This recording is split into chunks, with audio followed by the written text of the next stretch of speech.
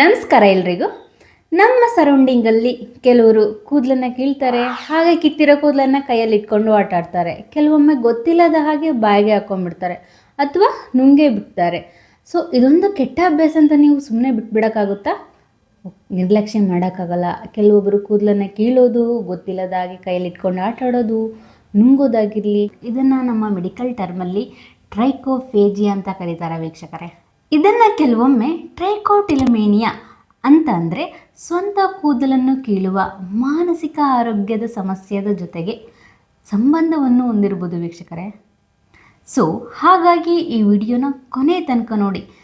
ಕೂದಲನ್ನು ತಿನ್ನೋದು ಅಂತಂದರೆ ಒಂಥರ ವಿಚಿತ್ರ ಸಮಸ್ಯೆ ಅಂತ ಅನ್ನಿಸ್ತಿರ್ಬೋದು ಅಲ್ವಾ ನಿಮಗೆ. ಸೊ ಹಾಗಾಗಿ ಈ ವಿಡಿಯೋನ ಕೊನೆ ತನಕ ನೋಡಿ. ಯಾರಲ್ಲಿ ಸಮಸ್ಯೆ ಬರುತ್ತೆ, ಇದನ್ನು ಹೇಗೆ ತಿಂತಾರೆ, ಸೊ ಇದನ್ನು ತಿನ್ನಬಾರ್ದಂದ್ರೆ ಏನು ಮಾಡಬೇಕು, ಯಾವಾಗ ನೀವು ಆಸ್ಪತ್ರೆಗೆ ಹೋಗ್ಬೇಕಂತ ಈ ವಿಡಿಯೋದಲ್ಲಿ ತುಂಬ ಕ್ಲಿಯರಾಗಿ ನಿಮಗೆ ತಿಳಿಸ್ಕೊಡ್ತೀನಿ. ಹಾಯ್, ನಮಸ್ತೆ ಎಲ್ರಿಗೂ. ನಾನು ನಿಮ್ಮ doctor Geeta, family physician. Welcome to our doctor Geeta ಕನ್ನಡತಿ ಯೂಟ್ಯೂಬ್ ಚಾನಲ್. ಹಾಗಿದ್ರೆ ಟ್ರೈಕೋಫೇಜಿಯಾ ಅಂತಂದ್ರೆ ಏನು? ಟ್ರೈಕೋ ಅಂದರೆ ಕೂದಲು, ಫೇಜಿ ಅಂದರೆ ತಿನ್ನೋದು. ಸೊ ಸ್ವತಃ ಕೂದಲನ್ನು ಕಿತ್ತು ತಿನ್ನುವ ಅಭ್ಯಾಸವೇ ಅಥವಾ ನುಂಗೋದೆ ಟ್ರೈಕೋಫೇಜಿಯಾ ಅಂತ ಕರಿತೇವೆ. ಓಕೆ, ಕೆಲವೊಂದು 2 ಟೈಮ್ಸ್ ಏನೋ ಕಿತ್ತು ತಿನ್ನುವ ಅಭ್ಯಾಸ ಇದ್ದರೆ ಓಕೆ, ಬಟ್ ಅದೇ ಪದೇ ಪದೇ ತಿಂತಾ ಇದ್ದರೆ ಅದನ್ನು ಏನಂತ ಹೇಳಬೇಕು ಹೇಳಿ?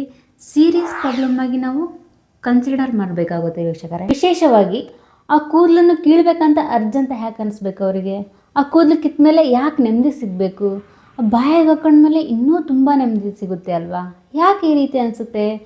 ಸೊ ಇದನ್ನೇ ನಾವು ಮಾನಸಿಕ ಸಮಸ್ಯೆ ಅಂತ ಹೇಳೋದು. ನಿಮಗೆ ಡೌಟ್ ಬಂದಿರ್ಬೇಕಲ್ವಾ ವೀಕ್ಷಕರೇ, ಈ ಕೂದಲನ್ನು ಕಿತ್ತೋ ಅಭ್ಯಾಸ ಯಾವಾಗಿಂದ ಶುರುವಾಗಿರ್ಬೋದು ಅಂತಂದು. ಸೊ ಕೆಲವರಿಗೆ ಸ್ಟ್ರೆಸ್ ಇದ್ದಾಗ, ಟೆನ್ಷನ್ ಇದ್ದಾಗ ಈ ರೀತಿ ಆಗುತ್ತೆ.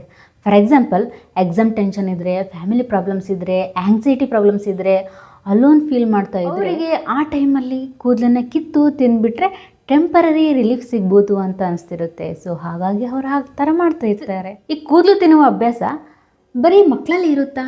ಇಲ್ಲ ವೀಕ್ಷಕರೇ, ಮಕ್ಕಳಲ್ಲೂ ಇರುತ್ತೆ, ಟೀನೇಜರ್ಸಲ್ಲೂ ಇರುತ್ತೆ, ಅಡಲ್ಟ್ಸಲ್ಲೂ ಇರುತ್ತೆ. ಸೊ ಏನೋ ಮಕ್ಕಳು ಕುತೂಹಲದಿಂದ ಒಂದು ಕೂದಲು ತಗೊಂಡು ಕಿತ್ಕೊಂಡು ತಿನ್ಬೋದು. ಬಟ್ ಅದೇ ಪ್ರತಿದಿನ ತಿಂತ ಹೋದರೆ ನೀವು ಅಬ್ಸರ್ವ್ ಮಾಡಬೇಕಾಗುತ್ತೆ. ಸಡನ್ನಾಗಿ ಬೇಗ ಅಬ್ಸರ್ವ್ ಮಾಡಿಬಿಟ್ಟು ನಿಮ್ಮ ವೈದ್ಯರ ಹತ್ರ ಕರ್ಕೊಂಡೋಗ್ಬೇಕಾಗುತ್ತೆ. ನೀವೇನಾದರೂ ನಿರ್ಲಕ್ಷ್ಯ ಮಾಡ್ತಾ ಹೋದರೆ ದೊಡ್ಡ ಸೀರಿಯಸ್ ಪ್ರಾಬ್ಲಮ್ ಆಗಿ ಕನ್ವರ್ಟ್ ಆಗ್ತಾ ಹೋಗುತ್ತೆ. ಸೊ ಮುಂದೆ ಏನಂತ ತಿಳಿಸ್ಕೊಡ್ತೀನಿ, ಈ ವಿಡಿಯೋನ ಕೊನೆ ತನಕ ನೋಡಿ. ಇಷ್ಟೊತ್ತು ನೀವು ಹೇಗೆ ಶುರುವಾಗುತ್ತೆ ಅಂತ ತಿಳ್ಕೊಂಡ್ರಿ, ಯಾರ ಹತ್ರ ಬರುತ್ತೆ ಈ ಸಮಸ್ಯೆ ಅಂತಲೂ ತಿಳ್ಕೊಂಡ್ರಿ. ನೆಕ್ಸ್ಟ್ ಆ ಕೂದಲನ್ನು ತಿಂದಾಗ ನಿಮ್ಮಲ್ಲಿ ಆಗುವ ಲಕ್ಷಣಗಳೇನು? ಫಸ್ಟ್ ಆಫ್ ಆಲ್, ನಿಮಗೆ ಡೈಜೆಷನ್ ಪ್ರಾಬ್ಲಮ್ ಅನ್ನೋದು ಸೀರಿಯಸ್ ಆಗ್ತಾ ಬರುತ್ತೆ. ಕಾನ್ಸ್ಟಿಪೇಷನ್ ಪ್ರಾಬ್ಲಮ್ ಆಗುತ್ತೆ. ನಿಮ್ಗೆ ಹಸ್ವೆ ಆಗಲ್ಲ, ಆ ರೀತಿ ಆಗ್ತಿರುತ್ತೆ. ವೆಯ್ಟ್ ಲಾಸ್ ಆಗ್ತಾ ಇರ್ತೀರಾ. ವಾಂತಿ ಬಂದಂಗೆ ಆಗ್ತಿರುತ್ತೆ ನಿಮಗೆ. ಅದನ್ನು ತಿಂದು ತಿಂದು ತಿಂದು ದೊಡ್ಡ ಬಾಲ್ ಆಗಿ ಕನ್ವರ್ಟ್ ಆಗಿಬಿಡುತ್ತೆ.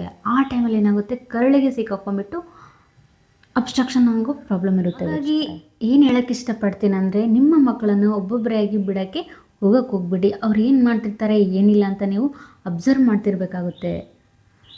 ಒಂದು ಕೂದಲು ಹೋಗಿ ತುಂಬ ಕೂದಲು ನುಂಗಿಟ್ಟು ಹೊಟ್ಟೆ ಒಳಗೆಲ್ಲ ಅದು ಉಂಡೆ ಟೈಪ್ ಆದಾಗ ಎಷ್ಟು ಪ್ರಾಬ್ಲಮ್ ಆಗುತ್ತೆ ಅಲ್ವಾ? ನೆಕ್ಸ್ಟ್ ಆಪ್ಷನ್ ಸರ್ಜರಿನೇ ಮಾಡಬೇಕಾಗುತ್ತೆ. ಸೊ ಹಾಗಾಗಿ ನಿಮ್ಮ ಮಕ್ಕಳ ಬಗ್ಗೆ ನೀವು ಗಮನ ಕೊಡಬೇಕಾಗುತ್ತೆ. ನಿಮ್ಗೇನಾದರೂ ನಿಮ್ಮ ಮಕ್ಕಳು ಈ ರೀತಿ ಕೂದಲು ತಿಂತಿದ್ದಾರೆ ಅಂತ ಗೊತ್ತಾದಾಗ, ಸೊ ಯಾವ ಟ್ರಿಗ್ಗರ್ ಟೈಮಲ್ಲಿ ತಿಂತಿದ್ದಾರೆ ಅಂತ ಅಬ್ಸರ್ವ್ ಮಾಡಬೇಕಾಗುತ್ತೆ. ಫಾರ್ ಎಕ್ಸಾಂಪಲ್, ಟಿ ವಿ ನೋಡಬೇಕಾದ್ರೆ ಕೂದಲು ಕೇಳ್ತಾರ, ಮಲಗಬೇಕಾದ್ರೆ ಕೂದಲು ಕೇಳ್ತಾರ, ಅಲೋನ್ ಇರಬೇಕಾದ್ರೆ ಕೂದಲು ಕೇಳ್ತಾರ, ಸ್ಟ್ರೆಸ್ಸಲ್ಲಿ ಇರಬೇಕಾದ್ರೆ ಕೂದಲು ಕೇಳ್ತಾರ ಅಂತ ನೀವು ಆ ಟ್ರಿಗ್ಗರ್ನ ಐಡೆಂಟಿಫೈ ಮಾಡಿಬಿಟ್ಟು ನೋಟ್ಬುಕ್ಕಲ್ಲಿ ಬರೆದಿಟ್ಕೊಳ್ಳಿ. ಅವರಿಗೇನಾದರೂ ಆ ಟೈಮಲ್ಲಿ ಆ ರೀತಿ ಅನ್ನಿಸ್ದಾಗ, ಇನ್ ಕೇಸ್ ಸ್ಟ್ರೆಸ್ ಟೈಮಲ್ಲಿ ಅವರಿಗೆ ತಿನ್ನಬೇಕು ಅನ್ನಿಸ್ದಾಗ ಅವ್ರ ಕೈಯಲ್ಲಿ ಸ್ಟ್ರೆಸ್ ಬಾಲನ್ನು ಕೊಡಿ, ಅಥವಾ ಬೇರೆ ಆ್ಯಕ್ಟಿವಿಟಿಯಲ್ಲಿ ನೀವು ಅವ್ರನ್ನ ಮುಳುಗಿಸ್ಬೇಕಾಗುತ್ತೆ. ಇನ್ ಕೇಸ್ ನಾವು ಏನೇ ಮನೆಯಲ್ಲಿ ಪ್ರಯತ್ನ ಮಾಡಿದ್ರು ಕಡಿಮೆ ಆಗ್ತಾ ಇಲ್ಲ ಅಂತಂದರೆ ಹತ್ತಿರದ ಡಾಕ್ಟರ್ನ ಭೇಟಿ ಮಾಡಬೇಕಾಗುತ್ತೆ. ಸೊ ನಿಮಗೆ ಟ್ರಿಗರ್ ನಿಮಗೆ ಐಡೆಂಟಿಫೈ ಮಾಡೋಕ್ಕೆ ಆಗ್ತಿಲ್ಲ, ನನ್ನ ಮಗಳು ಏನು ತಿಂತಿದ್ದಾಳೆ ಏನಿಲ್ಲ ಅಂತಂದು. ಇನ್ ಕೇಸ್ ಆ ಮಕ್ಕಳು ಡೈಲಿ ಊಟ ಮಾಡ್ತಿರ್ತಾರಲ್ವ, ಆವಾಗ ಹಸಿವು ಕಡಿಮೆ ಆಗುತ್ತೆ.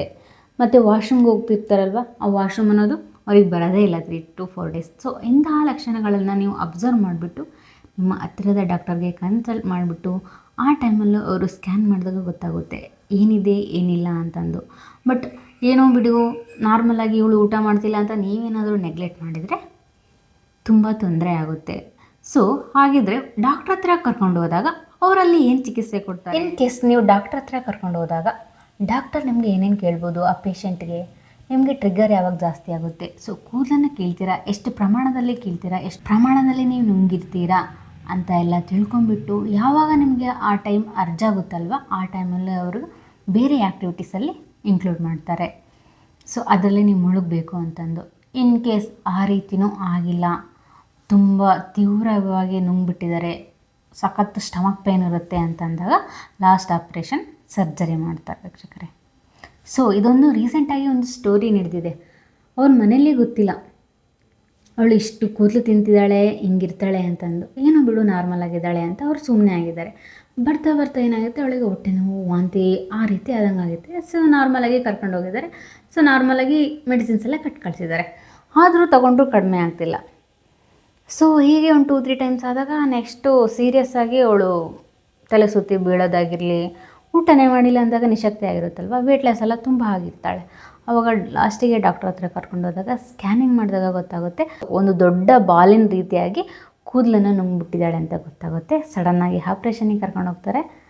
ನೆಕ್ಸ್ಟ್ ಎಲ್ಲ ತೆಗ್ದಾಕಿ ಸೊ ಶೀಸ್ ನಾರ್ಮಲ್ ಆಗ್ತಾಳೆ ಅವಳು. ಆವಾಗ ಡಾಕ್ಟ್ರ್ ಇರ್ತಾರಲ್ವ, ಅವರ ಪೇರೆಂಟ್ಸ್ಗೆ ಕೌನ್ಸಿಲ್ ಮಾಡ್ತಾರೆ. ನೀವು ನಿಮ್ಮ ಮಕ್ಕಳನ್ನು ಒಬ್ಬಂಟಿಯಾಗಿ ಬಿಡೋಕ್ಕೆ ಹೋಗ್ಬೇಡಿ, ಅವ್ರು ಏನು ಮಾಡ್ತಾರೆ ಏನಿಲ್ಲ ಅಂತ ಬಿಹೇವಿಯರೆಲ್ಲ ಅಬ್ಸರ್ವ್ ಮಾಡಬೇಕಾಗುತ್ತೆ ಅಂತಂದು ಅವರಿಗೆ ಸ್ವಲ್ಪ ಬೈದ್ಬಿಟ್ಟು ಹೇಳಿ next she is okay. So ಹಾಗಾಗಿ ಅದೊಂದು ಹೇಳೋಕ್ಕೆ ಇಷ್ಟಪಡ್ತೀನಿ, ಮಕ್ಕಳನ್ನು ಒಬ್ಬರನ್ನೇ ಬಿಡೋಕ್ಕೆ ಹೋಗಬೇಡಿ ಆಯಿತಾ. ಸೊ ಇದೊಂದು ಮಾನಸಿಕ ಕಾಯಿಲೆ ಅಂತಲೇ ಹೇಳ್ಬೋದು ವೀಕ್ಷಕರೇ. ಈ ವಿಡಿಯೋ ಇಷ್ಟ ಆಗಿರುತ್ತೆ ಅಂದ್ಕೊತೀನಿ. ನಿಮ್ಮ ಎಲ್ಲ ಫ್ರೆಂಡ್ಸ್ಗೆ ಶೇರ್ ಮಾಡಿ ಆ್ಯಂಡ್ ಲೈಕ್ ಮಾಡಿ. ಇನ್ನು ನಮ್ಮ ಚಾನಲ್ಗೆ ಯಾರು ಸಬ್ಸ್ಕ್ರೈಬ್ ಆಗಿಲ್ವೋ ಸಬ್ಸ್ಕ್ರೈಬ್ ಆಗಿ, ಪಕ್ಕದಲ್ಲಿರೋ ಬೆಲ್ಲೈಕನ್ನ ಪ್ರೆಸ್ ಮಾಡೋದನ್ನು ಮಾತ್ರ ಮರಿಬೇಡಿ. ನಿಮ್ಮ ಆರೋಗ್ಯದ ಬಗ್ಗೆ ಕಾಳಜಿ ಇರಲಿ. ಧನ್ಯವಾದಗಳು ವೀಕ್ಷಕರೇ. ನೆಕ್ಸ್ಟ್ ಯಾವ ಟಾಪಿಕ್ ಬೇಕಂತ ಕಮೆಂಟ್ ಮೂಲಕ ತಿಳಿಸ್ಕೊಡಿ ಆಯಿತಾ.